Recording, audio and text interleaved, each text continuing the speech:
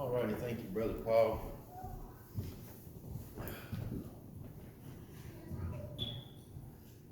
Everybody doing all right this morning? All right. Feeling pretty good?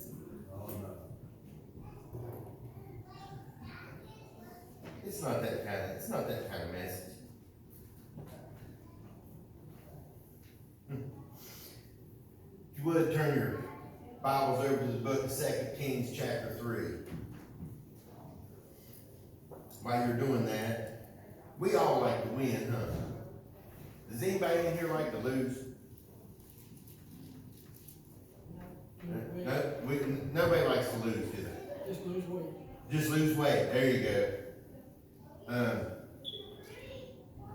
But we like to win because it kind of gives us that sense of accomplishment, doesn't it? Like we did something. And we can have different kinds of winning or victory. But, all these different kind of victories that we have, there's some in sports and, if your favorite team wins, yay, you get a promotion at work or something like that, yay. All those are victories. You can have that kind of victory. There's many different ones, but these are all temporary victories. I mean, one of these days there's going to be a better ball team that's going to beat your team. There's going to be a better employee, somebody that's smarter, maybe a little bit more educated, come and take your position at work. Those victories are all short-lived. Those victories are all temporary. But the real victory that we seek is eternal victory, or victory over what makes us mortal. Me and Phil was having a discussion this week about mortality. And in a sense, of course, these old fleshly bodies they're mortal. But what lives inside of us is immortal. Meaning that if you're a Christian today, or when you leave this world, you're immortal. You're not going to die. You will never die. You're immortal. Your spirit will continue to live on. And that's what we were kind of discussing. See, sin makes us mortal, though. And that's what we need the victory over. We need victory over that sin. Well, there's only ways that you can have that. And we understand that it's through Jesus. It's the only way that you're going to have victory over sin. Because as long as because the Bible tells us that wages of sin is death. So that sin makes you mortal. To where Jesus makes you immortal. And with that being said, we all have to prepare for victory. Anytime you see anything, they have prepared. When you look at an army, when it goes into battle, they're prepared for that battle. You see a ball team, 2 Kings chapter 3. They have prepared for that. Well, we're going to look at some being prepared today. If you remember in the revival, Pastor Scott Lester brought a really good message on being prepared. He was prepared to meet Jesus. Today, this message is prepared for victory. I don't know about you guys, but I need some victory. It doesn't matter what goes on in your life. You need victory from day to day. I need to be able to conquer and to have victory over things that come against me in my life. And we're not going to sit and say this victory or this one certain victory or this is preparing. This is preparing your heart, preparing yourself for victory because it's coming. If you do these things, you'll prepare. You'll be ready for it when it comes. Chapter 3. This is the account of Elisha, predicting victory over the Moabites. And there's a lot of good things in this. Verses 1 through 3, and I'm just going to kind of go through this, kind of tells us about the new king, Jehoram, however you want to pronounce it. It tells us that he reigned over Israel at the same time that Jehoshaphat reigned over Judah. And that he did evil in the eyes of God but he didn't do evil quite like his mother and his father did. Now, his father, being Ahab, was another Baal worshiper. He would always worship Baal and those kind of things and false gods. But the Bible here tells us that this new guy, this new king, he didn't do evil in the sight of God as far as his mother and his father did. Both of them were idolaters. But he did it in a different way. Instead of being a worshiper of Baal and passing his children maybe through the fire and things like that, like they did for Baal, this fella, what he done was he brought in the golden calves. He put a stumbling block in front of Israel again. He brought sin upon Israel through his leadership, him being king. We see that still today. As people today, and I'm just going to lay this out there real quick, you know, a lot of times people will say, well, it's legal, preacher. It's legal. Well, that's what we would say, man, don't legal. So that way they say it could be legal. It wouldn't be a sin then, would it? It doesn't matter what man says, writes down that it's legal to do. You know, today, they'll say, it's legal to drink alcohol. What's God say about it? God says, don't do it. It's a sin. And I know that if there might be people that watch this on media, social media or whatever, they can say whatever they want to. I know what this book right here tells me. This Bible right here, this book tells me not even to look upon the wine when it's red and it giveth off his color in the cup. Amen. I heard a preacher say one time while we're on the subject, and the guy said, well, preacher, I only drink one beer a day. He says, well, how many beers does it take to get you drunk? And he said, about 8. He's within your 1/8 drunk. But having victory, let me get back to what we were talking about. This guy had led them back. Jehoram is his name.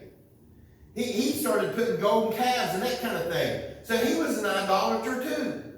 Now the king of the Moabites at one time had offered his father, and I believe this, the Bible doesn't tell us, but I believe that this would be a yearly thing as to come to Ahab and give him what would it be? It's like a gift every year. But it's tribute. To give him tribute every year. 100,000 lambs, 100,000 rams, and the wool of them. That's what it tells us. So, as we know that here it is, it was in 4. And Mesha, king of Moab, was a sheep master, and rendered unto the king of Israel 100,000 lambs and 100,000 rams with the wool. So he would take them and do this.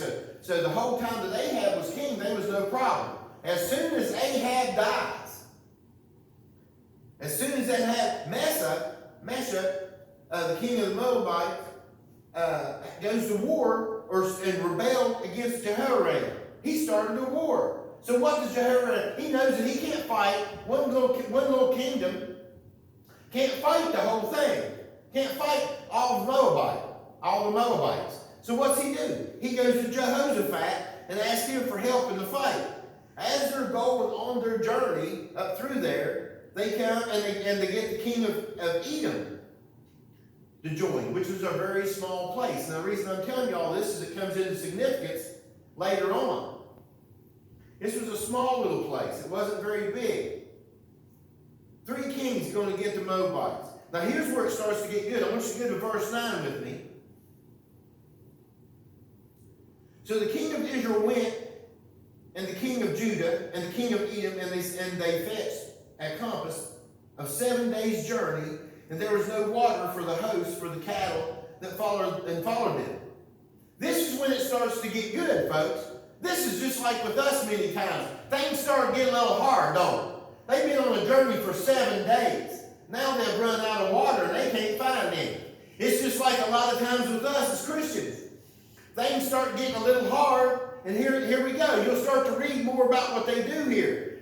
And we get something like this sometimes. As we walk the walk, we may become weary. These guys have been going for 7 days, folks. It wasn't like they just left that morning and they run out of water that evening. They have been for 7 days that they've had no water. They were tired. Just like with us, we get weary and we get tired and our spirits become weak from the lack of water. And I know people say, well, what do you mean the water?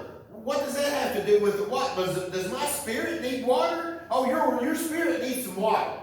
Your spirit needs a little water from time to time. Water represents life in the Bible.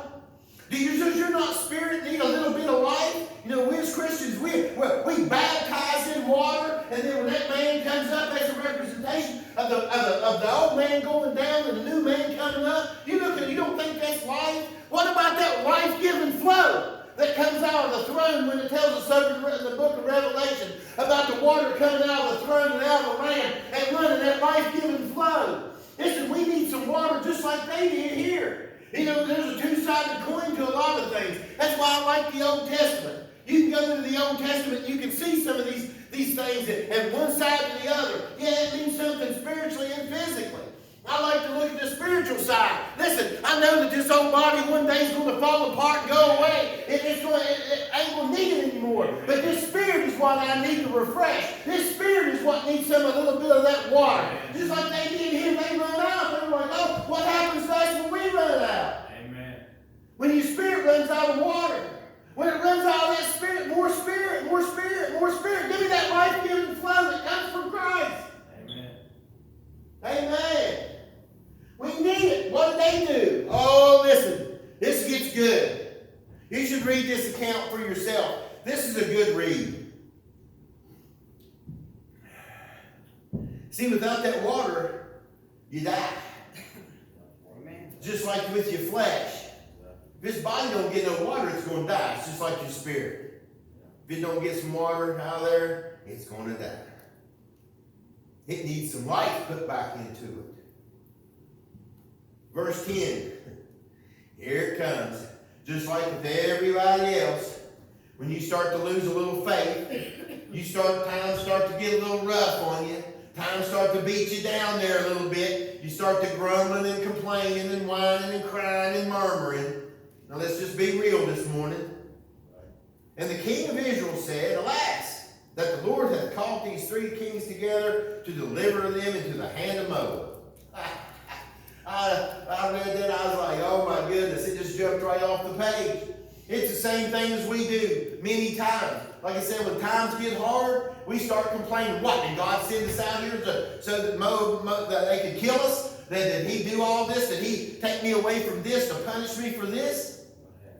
It's the same thing. But what did the Lord say to us? What did Jesus, did he ever say anything about just leaving us out there and leaving us all alone? I think what he said was that he would never forsake us. He would never leave us or forsake us. Amen. See, we understand sometimes, even though that this is in the Old Testament, there's lessons right here that you can learn. This is things that I tell people about, that the Bible never contradicts itself, not contradicts itself. It never does that, does it? Even back here, they're doing it the same way as they do it in the New Testament. And their faith in God. But Jehoshaphat said, is there a prophet of the Lord, that we may inquire of the Lord by him? And one of the king of Israel's servants answered and said, here's Elijah the son of Shaphat, which poured water on the hands of Elijah. What are they doing here? When things get tough, and the other guys, the ones that were idolaters, the kings of Edom and the kings of Israel at the time, being idolaters, what were they doing? They started whining and crying, didn't they? But what did Jehoshaphat do? Jehoshaphat says, hey, let's go seek some counsel from God. Let's see what God can do. See, to prepare for that victory that you're going to have in your life, you've got to be faithful. You've got to be able to go to God on yourself and start to pray to him. When hard times hit you, it doesn't matter what the time is. Listen, you can go to Jesus, you can go to the Lord and cry out to him. Seek his counsel. You got a big decision to make in your life? Seek his counsel. When hard times hit, seek his counsel. Do you think that you're being called to do something? Do you think that maybe there's a calling on your life that you're not fulfilling right now? Do you think that there's something between you and God? then what you do, you don't ask me so much. You don't ask your brother, your sister, your husband, your wife. Seek the counsel of God. Seek his counsel. Just like Jehoshaphat here. Here's the experienced king. Tells us that when this happened, Jehoshaphat had been king for 18 years. He's seen some hard times. He's the king of Judah. Trust me, he's seen some hard times. What's he do? When the other two kings are, man, what, is God just sent us out here to die? He's like, no, wait a minute, fellas. Wait a minute. Wait a minute. Is there a prophet somewhere we can get a word from the Lord time? Let's seek the counsel of God first. Let's see what God has to say about this deal. So we see that it's their faith. It's Jehoshaphat's faith.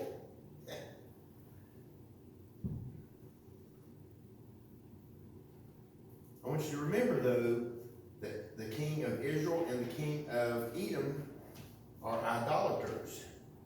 So, of course, they would think that way. When we look at the world today and the lost today, they don't want to cry on, they don't want to seek God's counsel. They never have. They can say they have if that's what they want to, but they don't. Then let's go to verse 13. I want to show you something. Well, go to 12. And Jehoshaphat said, the word of the Lord is with him. So the king of Israel and Jehoshaphat and the king of Edom went down to see him. They go down to see Elijah. And Elijah said to the king of Israel, now listen to this. What have I to do with thee? Get thee to the prophets of thy father and of the prophets of thy mother. And the king of Israel said to him, nay, for the Lord hath called these three kings together to deliver them into the hand of Moab. Listen, he's arguing with the prophet. With Elijah's already told him. He said, what do I have to do with you? Here you are an idolater. Why don't you go back and get a hold of some of those false prophets and them false gods that you're going to worship, that your mother and father worship? Why don't you go ask them for help? Now he's putting it to him. He's not playing. He don't want nothing to do with it. He's done to the point, and see, this is where the division comes in. And I know that a lot of people may not believe this, may not agree with this. You as a Christian, you have nothing to do with the lost. You have nothing in common with these people. What does the light have something to do? Has something to do with darkness? Does the darkness mix with the light? No, it doesn't. You might be able to witness to them and testify to them, but don't ever get into the place where you can be their best buddy. You have nothing in common with these people. You're different now. You're not the same old person that you was. And Elijah here is telling them, what do I have to do with you? I ain't got nothing in common with you. Why should I help you? He's laying the law down to them.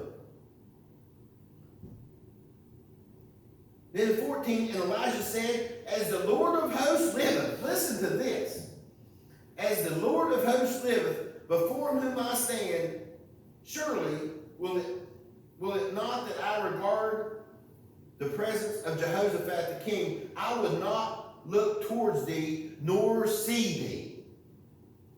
He's telling them pretty much, if Jehoshaphat wasn't with you, I wouldn't even talk to you. I wouldn't even look your way, because I know who you are and what you are.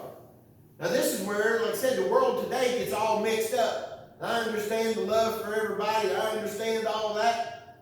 But here is a prophet of God that nobody can argue with, that had the anointing of God to come upon him and to stay with him, and he done many wondrous things through God, and he was not going to have anything to do with an idolater. If it wasn't for Jehoshaphat, he wouldn't even have looked at him, is what he said. But now bring me, and then he said, if he wasn't for him, I wouldn't even look at you. He said, bring me a musician. Bring me a minstrel, a musician.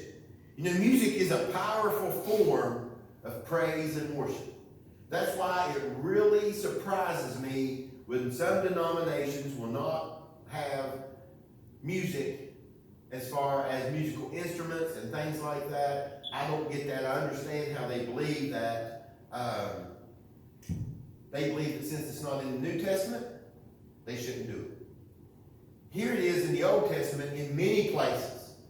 In many, many places. But he said, bring me a minstrel, a musician. When David played for Saul, I don't know how many people will pick up on this. When David played for Saul, there was a demonic, evil spirit upon Saul. When God seen that Saul didn't do right, he took his hand off of it. That let that spirit, that evil presence, that evil spirit come upon Saul. And when David played for Saul, in things, the spirit would calm down and would leave him and just go away.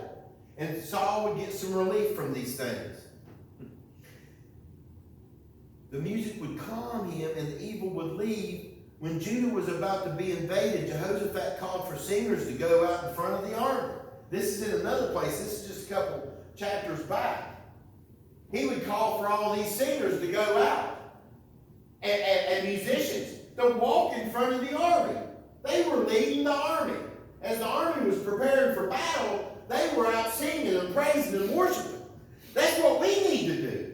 See, to prepare for this victory, sometimes, even when these hard times come about, we're going to have to get down with it. We're going to have to praise God anyway. People today, as long as it's all good for them, they're ready to go. They're fine.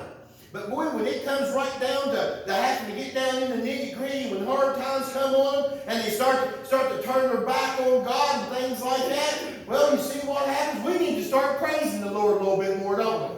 That's why you look at some of the churches today, they're dead as a doornail. Because there's no praise and worship left in the church. Nobody wants to throw their hands up. We're too dignified for that. We're too restrained for that. When did all that happen? When the Bible tells us that David danced with all his might in front of the Lord. That means he was dancing. He was praising God, wasn't he? What's wrong with getting a little loud, getting a little happy in church, saying praise the Lord, hallelujah every once in a while, and maybe dancing a little bit, letting the Spirit take over and have the service a little bit. That's what we need. See, you're learning lessons as you read this, as we go through this.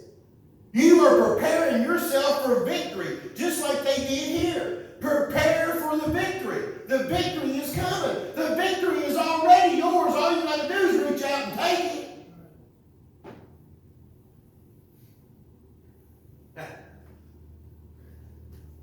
Bring me a minstrel. And it came to pass, when the minstrel played, that the hand of the Lord came upon him, talking about Elijah.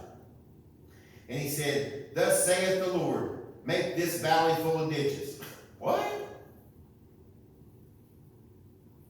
What? Dig ditches? These people had prepared for battle.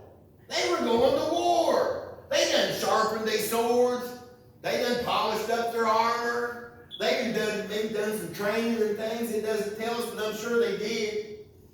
It's just like with a lot of times with us. We're preparing for the fight. Something comes against us, something that we look at and we go, all right, I'm going to have to get it together here. I'm going to have to do a little fighting here. I'm going to have to get back and recoup this on myself.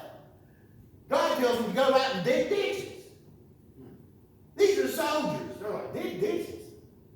What do you mean dig ditches? He said to dig some ditches. Well, get out there and dig some ditches. So they go to digging ditches. What are they doing? Obedience. It doesn't matter how crazy it sounds. If God wants you to go out and dig a ditch, go dig a ditch. He's got the battle. He's already got the fight. All he wants from you is your obedience and your faith. He tells them to go out and dig some ditches. They're like, what? Dig some ditches? This is why. He's preparing for you. He's making preparations for you. For thus saith the Lord, you shall not see wind, neither shall you see rain, yet that valley shall be filled with water, for you may that you may drink, both ye and your cattle and your beasts.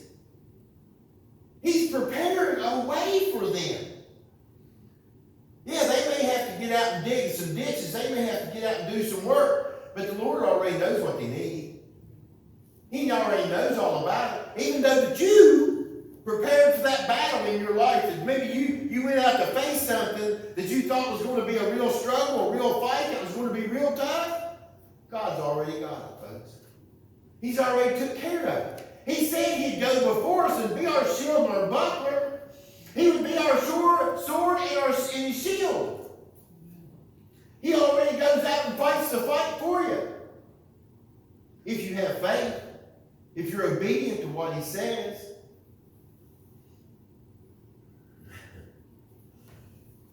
When things are drying up, he's still God. He's still preparing a way. Hallelujah. He's already won the battle for him. Then in 18, and this is but a light thing in the sight of the Lord. He shall deliver the Moabites unto your hand. What? And all I've got to do is go out and dig some ditches? 18, this is a small thing. He will give you more, and he will give you better than you ever even thought about. I know that people today, some of them don't want to believe that. Listen, you can't do on your own what God can do for you. You will never be as strong. You will never do things as well as what God can do it. You know, before we took the pastorship here, I would pray and I'd be like, Lord, if you want me to pastor somewhere, all it's got to be is just a little one-room building with a couple of pews in it. It don't matter. If it's a garage, I don't care. Look what he blessed me with. Fine brick church, all the amenities. I'm telling you, folks, I'm telling you, whatever you think of that you want, God can give you better than you ever thought anything of it. Here, these guys are just going in to fight a battle. They're just open to win. They're thinking, well, we're probably going to take some losses. Some people's going to die, but we're going to go to battle anyway. Then they get there and God says, hey, just dig some ditches, man. I got this. I'm like, what? Just dig some ditches.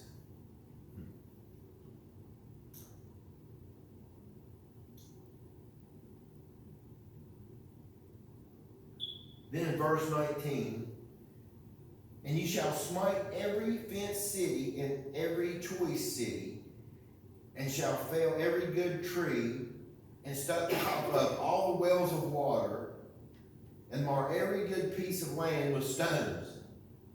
Listen to the destruction that God is getting ready to pour out on the Moabites.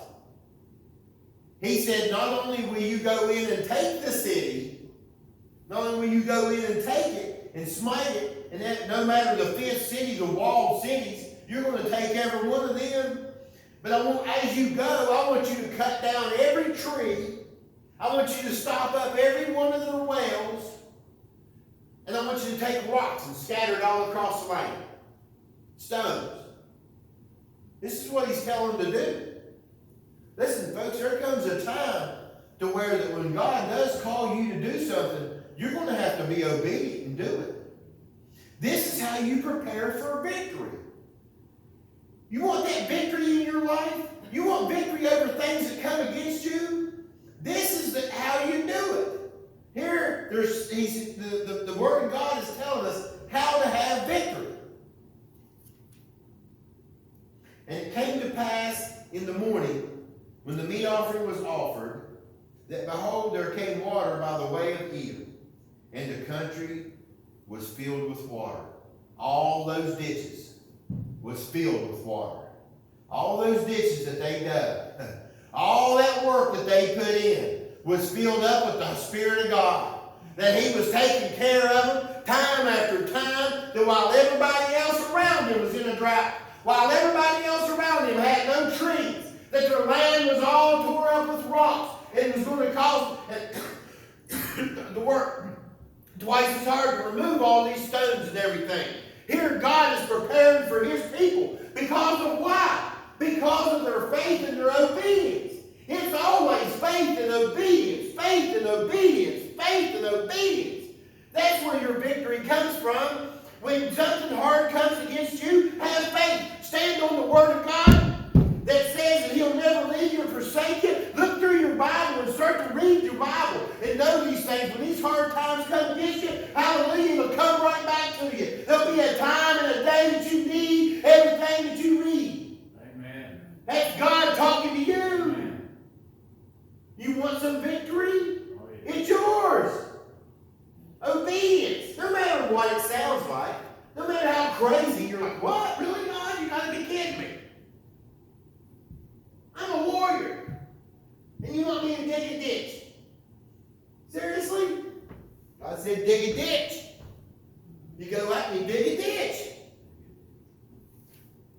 If he tells you to stand on your head back there in that corner, if I was you, I'd go back there and stand in that corner on my hand. I'd be obedient. Now I'm just going to run through the rest of this.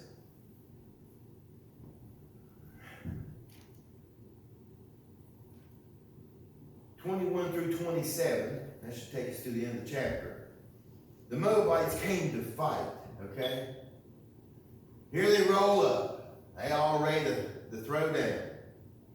That the other kings have been, and they thought that the other kings had been fighting with themselves. And they said, this is blood, and the kings are surely slain, and they have smitten one another. Now, therefore, Moabites to the spoil. They thought, well, we'll just walk in there and take everything they got. This is how the devil tries to do it too. He sees you at your lowest point. He thinks you're at your weakest point. He's going to come in and take everything you got. He's going to come in. He's going to rob you of all your love, all your joy, all your peace. He's going to take all that. But all was aimed for a surprise. And when they came to the camp of Israel, the Israelites rose up and smote the Moabites, so that they fled before them, but they went forward, smiting the Moabites, even in their country. They didn't run them all the way back. They didn't beat them down. Then on their way back, they tried to jump on Edom with 700 soldiers. Guess what? Didn't happen. Little old Edom turned them down. 700 soldiers slain. The king of the Moabites, Mesha, was so upset that he took his son that was going to be king and burned him on the wall as a burnt offering. Still didn't work. Hey, wasn't the false gods that got nothing on God, on the true God? So what can we learn from this